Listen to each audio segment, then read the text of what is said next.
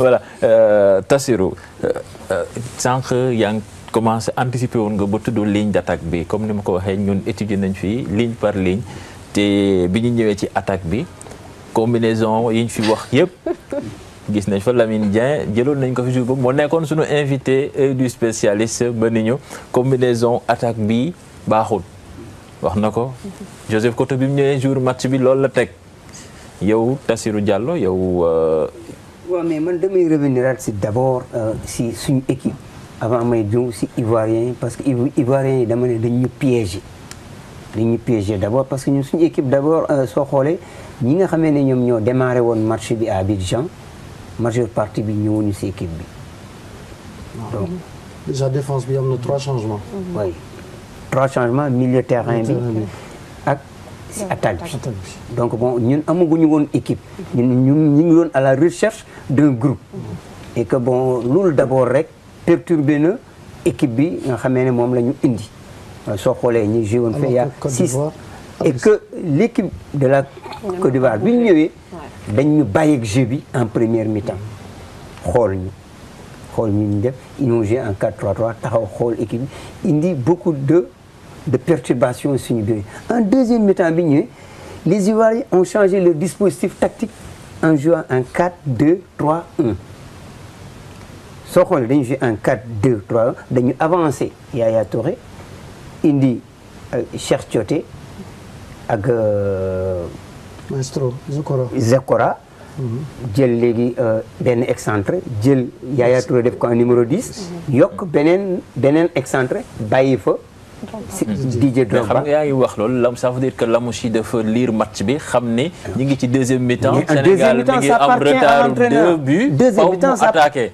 oui loolu mooy problème bi que ne bon ñun am nañu problème en première mi-temps suñu problème en première mi-temps mooy y avait pas de lien entre suñu milieu ak suñu attaque.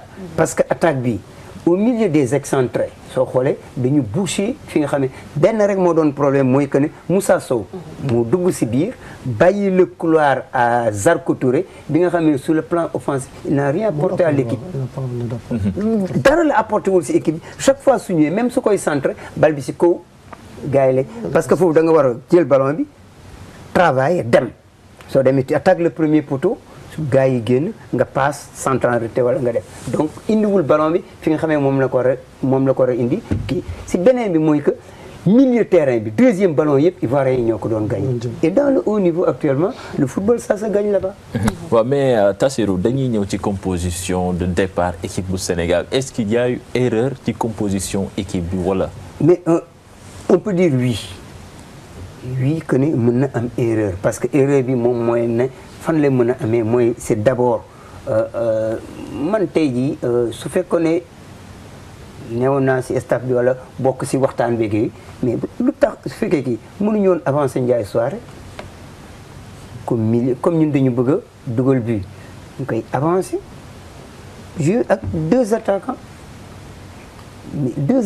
mais ñeneen ñi nga jël Dame Doye même sax mu nekk remplaçant pourquoi pas prendre Papis mu nekk remplaçant wala Demba Ba nekk remplaçant pour que équipe bi am fluidité en percussion l'équipe manquait de percussion au niveau offensif duñu mën a dem parce que mën a dem mooy que Jammeh mënu leen joindre mu jigi lan la ñuy def on faisait un peu de kick and rush on amenait la balle de derrière pour tëb suñu milieu terrain parce que mu jigi la défense n'osait pas jox ballon bi Jammeh parce que daf koy perdre Idrissa gaañu na Jacques Fati moo dugg pour mën a indi Ricardo excusez-moi moo dugg pour mën a indi un peu de rythme dans le jeu mais amuloon ku ko téye. Mais pourtant en première mi-temps on a eu l'impression que l'équipe en termes de possession de balle et en termes d'occasion avec des arguments. Pendant 15 minutes parce que les Ivoiriens nous ont laissé l'initiative en nous regardant. Ça, c'est le rang d'observation dans un match de football.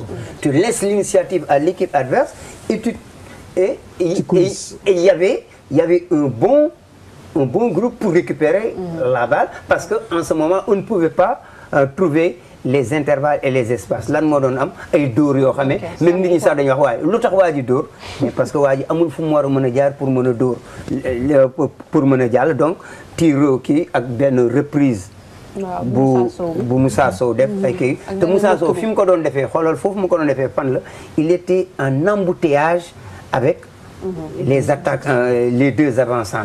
Donc, okay. Après, Aliou, dans ce match-là, est-ce qu'on peut dire que Joseph Koto, quand même, n'est pas mort avec ses idées, puisqu'il a changé de tactique. D'habitude, il ne jouait pas avec 4 attaquants et 2 attaquants excentrés, plus 2 dans l'axe.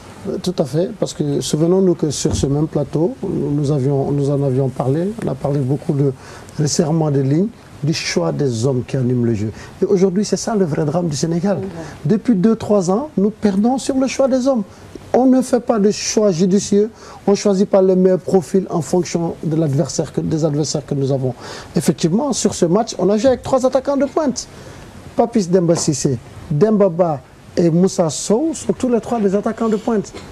Il faut avoir le courage d'en faire jouer qu'un seul au minimum et au maximum 2 et de faire attendre l'autre.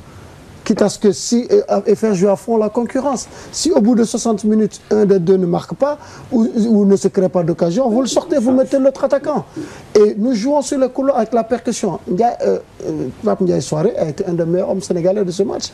Il a occupé tout son couloir avec une bonne qualité de centre, mais sur le côté droit, il n'y avait pas de percussion. Moussa, déjà, et j'ai toujours dit depuis Amara, n'est pas un joueur fait pour le côté droit. Particulièrement pour avoir suivi la carrière de ce joueur, c'est un garçon qui a toujours évolué en pointe et toujours dans la surface de réparation. Et c'est son jardin, c'est sa zone de prédilection, c'est là où il est efficace. Vous le mettez dans l'axe, il vous mettrait 10, 15, 20 buts par saison. Vous le mettrez sur le côté, il vous en mettrait 2 ou 3. La sortie d'Idrissa Gana Gueye, il faut le dire aussi, nous a été beaucoup préjudiciable.